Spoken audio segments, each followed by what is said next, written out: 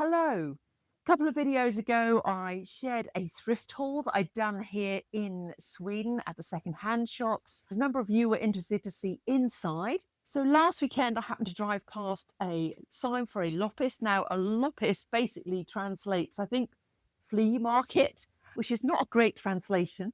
And there's so many barns here in Sweden. So often a Loppis is someone's barn absolutely jam-packed with stuff that you can buy at basically knockdown prices. So I thought I would share my Loppis haul. Some of the stuff is also what I've bought at my local second-hand shop. It can be rather overwhelming when you first walk in to one of these farms. And of course, you need to keep your eyes peeled for any bargains. And it's very hard to see anything amongst this huge amount of stuff. So quite often I will go around a couple of times, look underneath, look up on the wall. Sometimes there's some amazing deals there.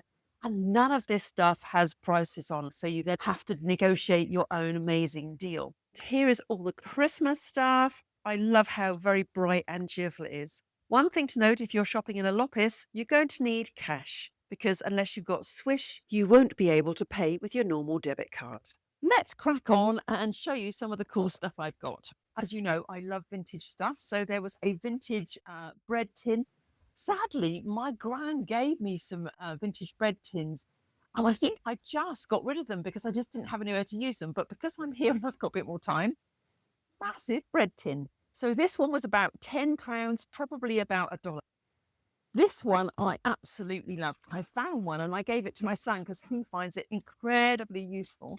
This is like apple moussers. Basically, you put your apple in there and then you get delicious apple puree out of there. And this one, as you can see, was 45 crowns. That is probably about $4. This one I love because it's just so cute. And I've got a granddaughter who will just fit it. This was 20 crowns, about £1, $1.50, £1.50. And this is a lovely warm jacket with gorgeous little buttons. Like it's lined as well, and this will be perfect for cold winter days. I'm going to save my treasures till last. I found an amazing thing in the second I was really pleased with. So I follow somebody on YouTube who creates the most amazing dresses from vintage fabrics, but mainly vintage tablecloths. So every time I see a vintage duvet cover, which kind of is like the sort of thing you never see in the UK anymore, I pick it up because I always just think, love it. You never know what I might do with it. And if nothing else, I can sleep under it. So that's my vintage tablecloth. And then because I always love a wool rug, because you can never have too much wool rugs when it's cold, one of those.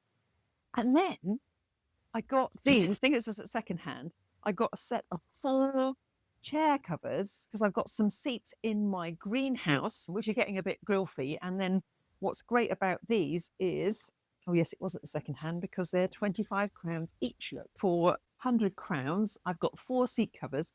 And what's great about these is because I've got grandchildren, is that you can then take the zip covers off and wash them. It feels very IKEA to me. Does it feel very IKEA to you? Kind of does to me. Then just a storage jar because who doesn't love storage jars? Can't get enough of them. And a couple of mugs because I'm always breaking mugs. Now, this is what I love about Sweden. Wherever you go, they will always wrap breakables. I don't know if you've been ever charity shopping in the UK, I very rarely get anything wrapped. They just go, here it is. But here you go, always beautifully wrapped for you to take home. So just a couple of very simple mugs, probably IKEA. And that one was 5 krona. That is about 40p, 40 cents. That one's the same. So here we come. This is my pièce de résistance. And I did a kind of like no to my son about these. In Sweden, this is a blueberry picker, right? But when you go into the shops, they only have plastic ones and they break within minutes of using them. But these ones where they're metal, like, so you basically go along to the blueberry bush and you're kind of going to go like that and it scoops all the blueberries inside here. Awesome. I didn't get one. I got 2. I was so pleased. And there you are. You can see the price. They were 50 and 75. So this one's fully metal and this one's plastic at the top, but metal bits here. But look at that. It's just beautiful. So this is what I'm really pleased to have got because I do not have a blueberry picker here. And I don't know what you call it, a blåbär plocker, something like that. Swedish people, tell me what you should call this. I'm sure it's probably got its own special name because Sweden does that kind of thing. Anyway, I am really pleased with this. So that's my haul. I'll go on and I will show you what it looked like inside the Loppis, the big barn. Okay, enjoy. This is often the first sign of Loppis, just a sign at the end of someone's drive, and then you drive down and find this barn and all these beautiful things inside. And I'd just like to say, in Sweden, secondhand shopping and Loppis shopping is not just for the girls. There's so many incredible treasures for guys too, as you'll see in a moment. Look at these. Wouldn't find these in an English secondhand shop.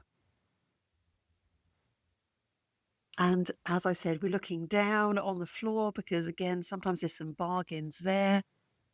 And I don't even know what half of these things are. My son loves those things, by the way. He thinks those are great. And I think this is where I get the pink cardigan hanging up on one of these racks here. You can see it's just so many things just come straight out of people's houses and they're all just beautiful condition. Oh, by the way, often at one of these Loppises, sometimes you get tea and coffee and cake. What's not to love about that?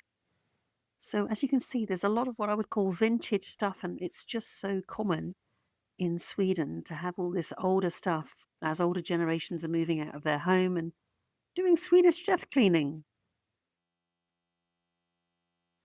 Oh, I love all these old things. Look at those. My son loves all that stuff as well. I love it too. Some of this is the sort of thing you might see in a UK or an American shop. I don't know. You tell me, is this the sort of thing you find in your local thrift shops? As you can see, you can just never tell what you're going to find. And that's half the pleasure.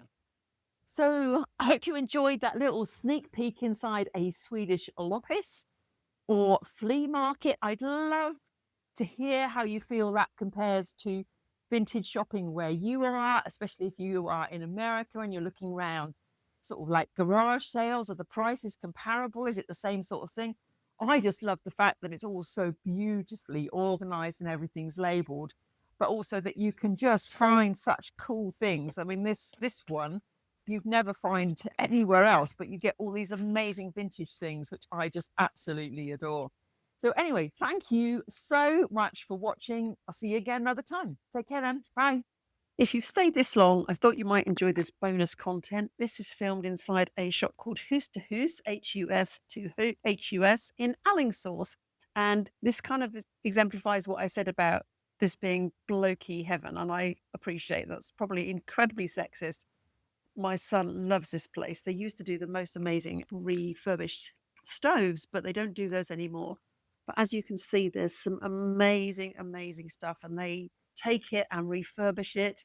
Alingsås is probably about an hour or so's drive from Gothenburg, roughly. Don't hold me to that.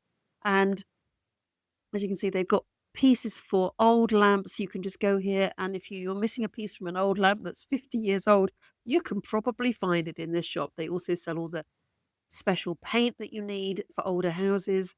As you can see, it's absolutely full and rammed with incredible vintage finds from older houses. And just next door is the bakery. So once you've had a little look in here, you can go and treat yourself to a Swedish fika. It doesn't get better than that. Thanks for watching.